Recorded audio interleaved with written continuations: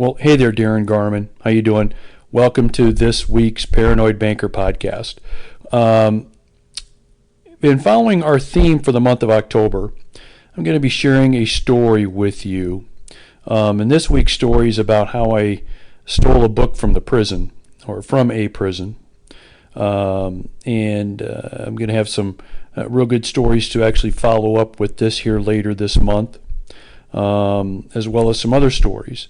And so, just to kind of recap, this month's podcasts are basically true stories, strange but true, I guess would probably be the best way to describe these stories.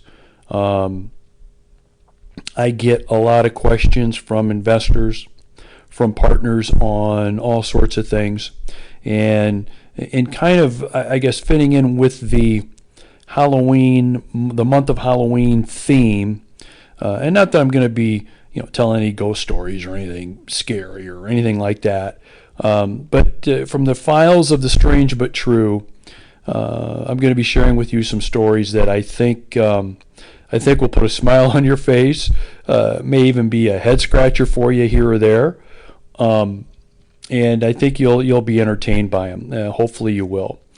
Because some of the things I'm going to mention this month with these stories, I think, as I said, I think will be pretty entertaining.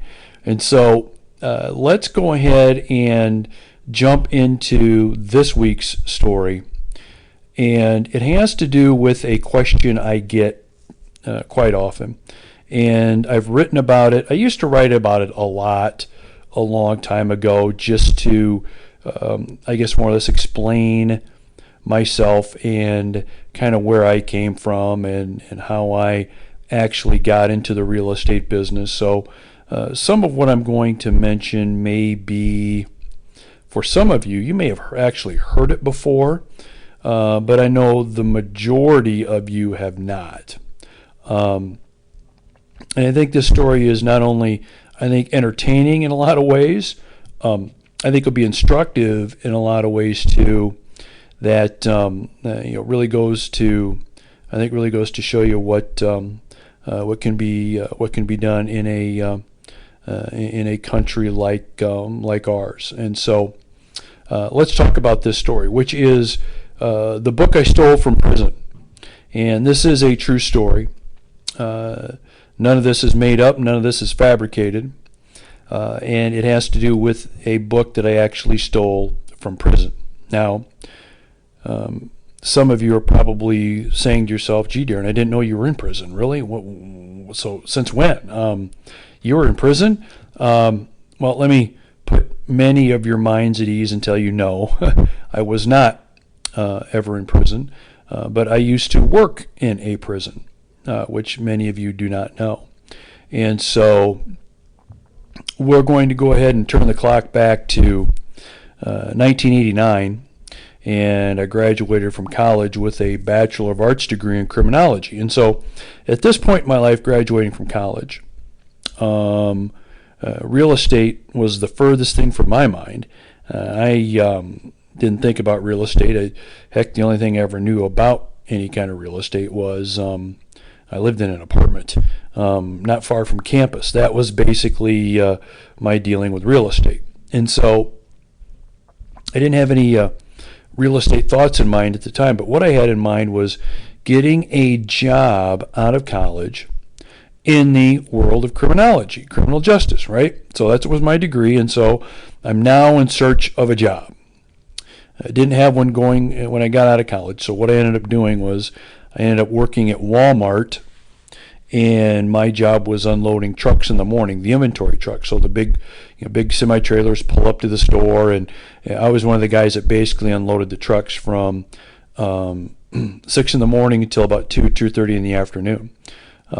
By the way, as like an aside here, if you're ever in a crunch to lose weight or get in shape, you've got that 25, 30-year class reunion coming up.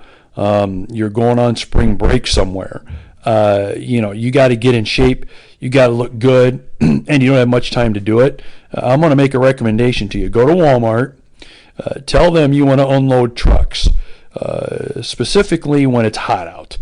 And you will drop weight pretty darn fast, and it will just basically melt off of you. Aside from being very, very sore most of the time, which is just a little side effect. You'll look great for that upcoming class reunion. So just get in touch with Walmart, and heck, they'll even pay you to do that. And so yeah, that's what I ended up doing while I'm out searching for a job. And so I was naive enough when I graduated to think that because I've got this college degree, I could just go out there and really enter into most any job I thought would be one that I would like, right? So, in other words, in my mind, there was no starting at the bottom of the ladder. Since I had this college degree, I could pretty much jump on the ladder about halfway up if I wanted to. Well, I quickly found out that was not the case. And so I quickly go from thinking I'm going to be getting one of these very high-level FBI, CIA, CSI TV kind of jobs, to trying to get on at any police department in the state of Iowa, highway patrol, county sheriff, you name it. Heck, I even applied for federal jobs like the Border Patrol, Bureau of Alcohol, Tobacco, Firearms. Heck, I even applied at the CIA. And so I'm all over the place trying to get my foot in the door and get my career started somewhere. Needed to in the world of criminology. And so finally, after a whole summer of driving around the state of Iowa in a broken down car where the air conditioning didn't work. By the way, I would have to drive to these interviews just in shorts and then find a bathroom at a convenience store to actually change clothes to show up, because I couldn't drive in the clothes because they'd be soaking wet by the time I got there because we had no air conditioning in the car. So after a summer of doing this and driving all over the state, and heck, even Missouri and Nebraska too, I finally got a third interview, called back for a police officer position in a town in Iowa called Ankeny. And if you know where Des Moines is, which is the state capital, Des Moines is about the center of the state, and Ankeny is not far from Des Moines at all. So I'm called back, and so that's basically code, by the way, for you're pretty much hired if you don't screw this up, right? So I go there, have an interview, it went fine. Took a polygraph test, that goes good. And then I had a few more vision battery tests I had to take. Some with glasses on. I wear glasses. I have poor vision, but I have corrective lenses, so I'm fine. Some with glasses, some without. And then they get into color blindness testing. Okay? And I failed, totally. I failed the colorblind test miserably. And so since I failed the color blindness test, they did not hire me. And so the ironic thing is I travel the whole state all summer, probably putting, 10,000 miles on the car, and taking every police officer, county sheriff, highway patrol exam you can imagine. And the whole time I probably never would have been hired because I've got a really bad color blindness issue. And not very many law enforcement agencies anywhere are going to hire anybody that has a color blindness issue. You got to tell the difference between a red getaway car and a green getaway car, right? So so that didn't work. So now what the hell do I do, right? What do I do? So in desperation, I go to a place in most of the larger Iowa cities. At this time, it was called Job Service of Iowa. So you'd go to Job Service of Iowa if you were down on your luck, you can't find anything, nobody's hiring, you've tried everything, but you just can't find a job. Okay, if you're at that point, you go to Job Service of Iowa. So guess where I'm at? That's right. I'm 22 years old, and I'm at Job Service of Iowa. Okay. And so at Job Service of Iowa, they have jobs posted. So I'm looking at the jobs and seeing if is there just anything I can do? And well, there was one posting that really, really caught my interest. And it was a posting for a correctional officer / prison guard. The job was with the state of Iowa, working in one of their prisons. The pay was not great, but it was okay, better than what I was making at Walmart. There were some benefits, and the two main things here were, number one, it was in my field. It was in criminology. You can't get more criminology, criminal justice than working in a prison, by the way. So that was good. Number two was they didn't care if I had a color blindness problem. Didn't care. So I applied, I interviewed, I get the job as a prison guard. So I'm working at the prison. So that's how the prison got into this. That's where I basically started. So my first real job out of college was working at a prison. And it was a prison which is still existing in Anamosa, Iowa, called the Iowa Men's Reformatory. And so I worked there for about 4 years. And interesting things happened while I started working there. I started getting real interested in investing, mainly now because I was actually making some money.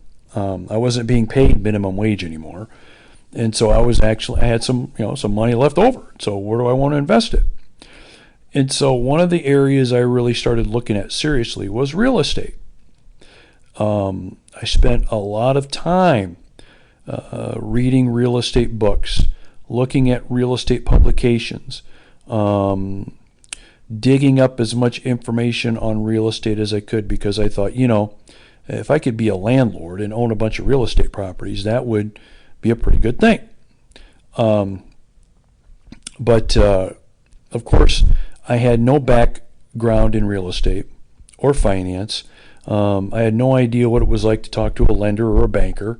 Had no idea what a landlord would have to go through and be involved in order to be successful. So I had no idea about any of this.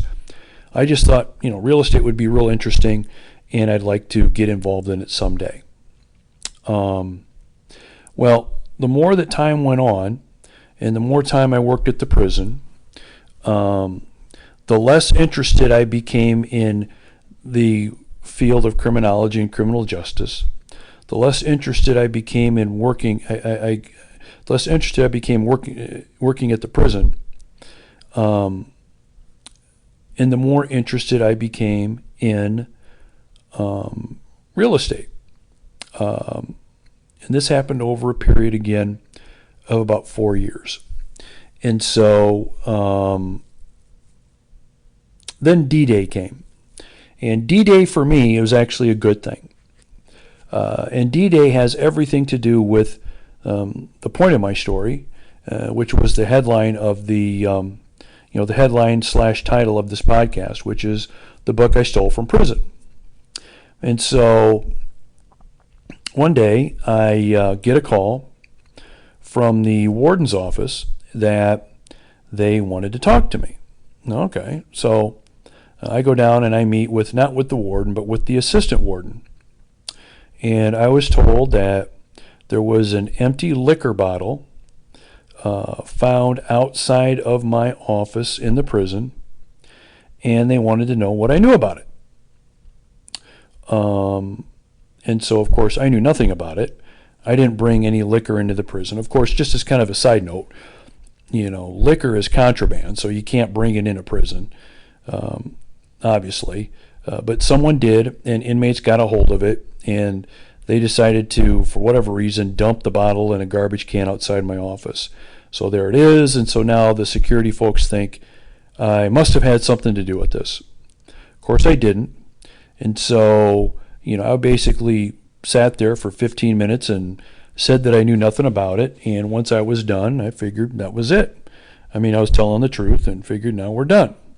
Well, for the next week, I'm interviewed on and off by different people asking me basically the same damn thing. And I got sick and tired of it. I actually got pissed off about it. I was mad about it. And was really, really upset by it. Because they were really working hard to see if they could really get me to admit that I had something to do with it. They had nothing to do with it.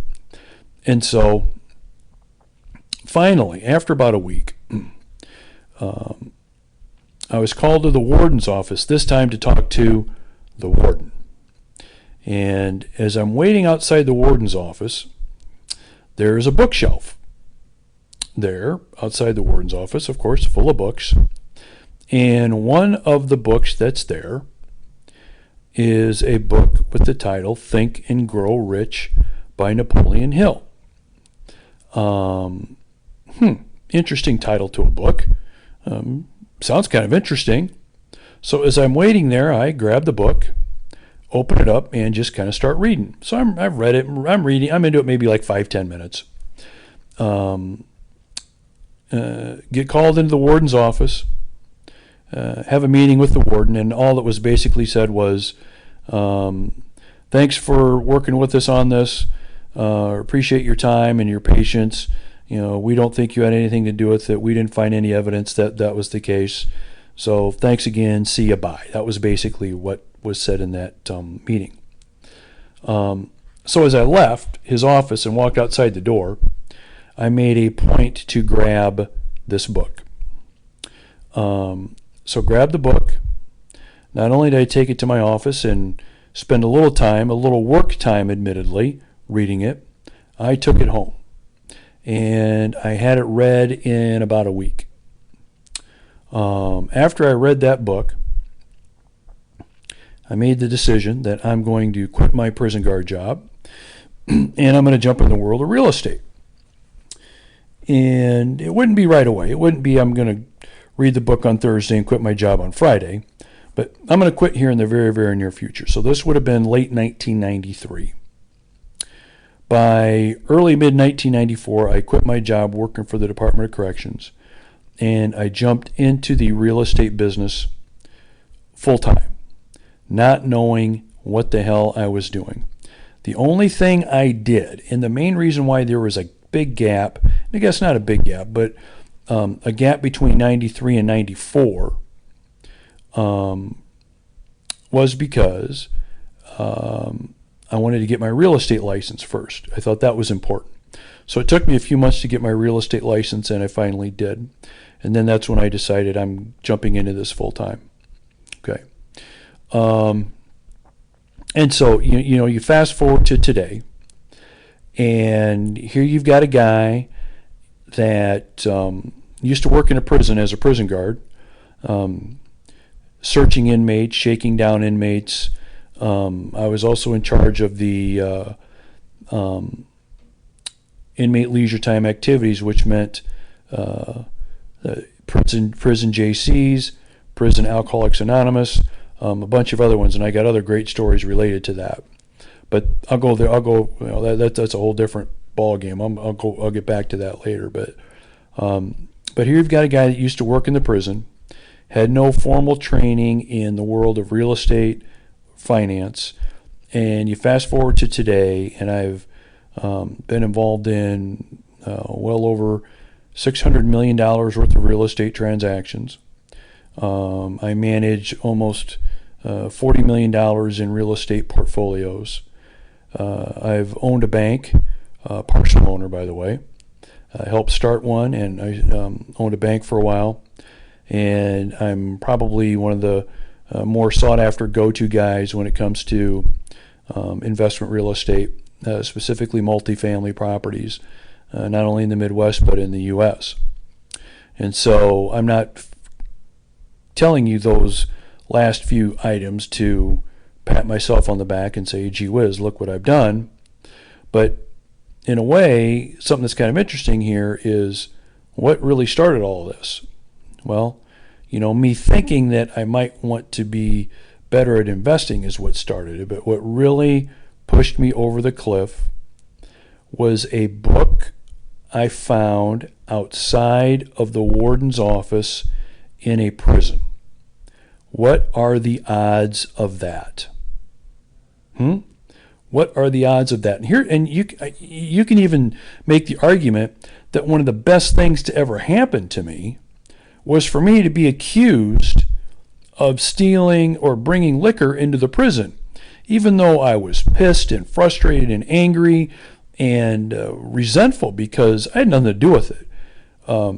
If I wouldn't have gone through that, I probably wouldn't have noticed the book, and I probably wouldn't be talking to you on this podcast today if you really want to really dissect it. And so I guess I'm going to finish this story by just saying just a few quick things. First of all, number one, I wanted to share this again because I get lots of questions about my background, and people hear things. And I heard you might have worked in a prison, or I heard you were in criminal justice once. And so I wanted to kind of give you an accurate idea of kind of my background as it relates to where I am today, and with many of you dealing with me. So that's number one. Number two, the power of one book is pretty amazing if you think about it. And that's all it really takes is one book. And I'm not a commercial for reading or, go out and buy a book today. I mean, nothing like that. I recommend it, obviously. But the power of one book, it's amazing what it can do, especially over time.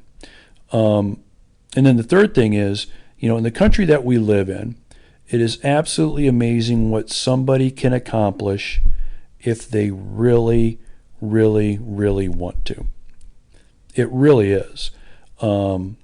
Because when I quit my job at the prison, I was married, and I had a 6-month-old daughter, and not a lot of money coming in. Fortunately, thank God, my wife, Gina, was working at the time as a social worker. She wasn't making a lot of money, but she was making enough where we could at least pay most of the bills, right? And so I made the decision, and I had her support. Thank God, that's important too, by the way, that I would rather quit this job, jump into this, and give it every ounce of effort that I can and fail. I'd rather do that than stay in the job I didn't like and do the things I didn't really want to do and always wonder what if. What if? And I think that what I just described is applicable to a heck of a lot of things, not just the one that I mentioned about getting into the real estate business. Okay. And so, so this podcast, I kind of pull the curtain back a little bit, right? Give you a little view of my background, a little history of Darin Garman, kind of setting the record straight, so to speak, on this prison stuff, and my background, and working in a prison, and the Think and Grow Rich book, and the effect that had, and here I am today, talking to you on a podcast, and you're listening to it. Amazing if you think about it. And so I hope that you've enjoyed this week's story.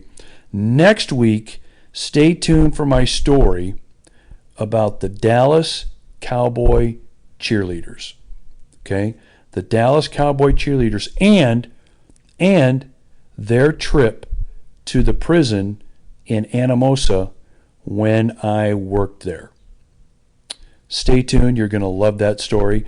Oh, and by the way, if you have any comments, suggestions, thoughts regarding any of the stories or any of the information, fire them at me. Let me hear from you. I would love to hear from you.